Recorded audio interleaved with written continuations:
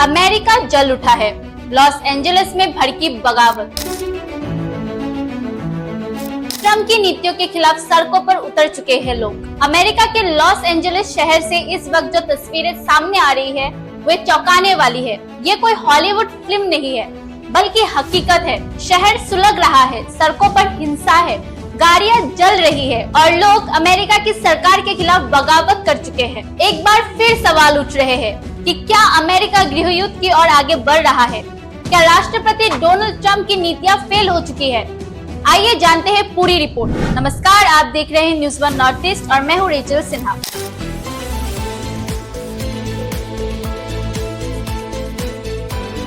Los Angeles America का वो शहर जो अपने ग्लैमर, फिल्मी दुनिया और समुद्री किनारों के लिए मशहूर है, आज आग और आंसू गैस के धुएं से भर चुका है।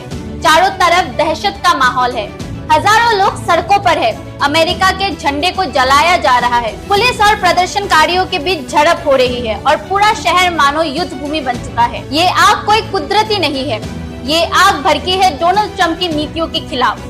ट्रंप सरकार द्वारा अप्रवासियों पर कड़े कदम उठाने और हाल ही में लागू की गई नस्लीय पहचान आधारित प्रवासन नीतियों के विरुद्ध में ये विद्रोह फूटा है।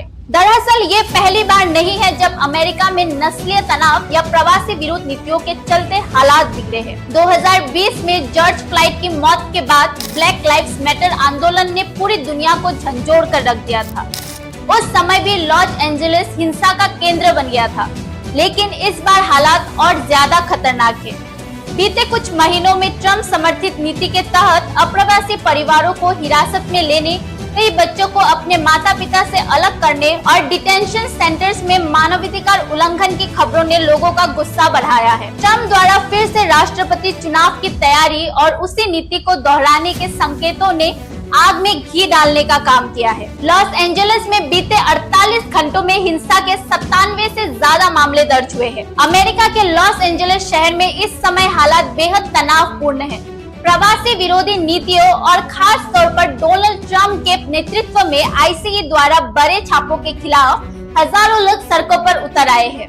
प्रदर्शन इस कदर उग्र हो चुका है कि गाड़ियों में आग लगाई जा रही है, अमेरिका झंडे जलाए जा रहे हैं और पुलिस तथा प्रदर्शनकारियों के बीच लगातार झड़प हो रही है। हालात काबू करने के लिए ट्रंप सरकार ने 700 यूएस मरीन और 4000 से ज्यादा नेशनल गार्ड्स की तैनाती कर दी है, जबकि शहर के कुछ हिस्सों में कर्फ्यू लागू कर दिया गया है।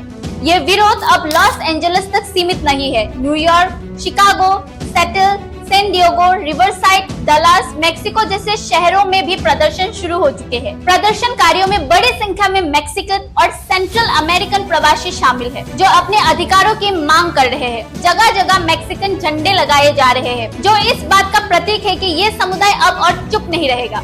मैक्सिकन सरकार ने अमेरिका में हो रही गिरफ्तारियों को लेकर चिंता जताई है और कहा है कि वो अपने नागरिकों को कानूनी मदद दे रही है।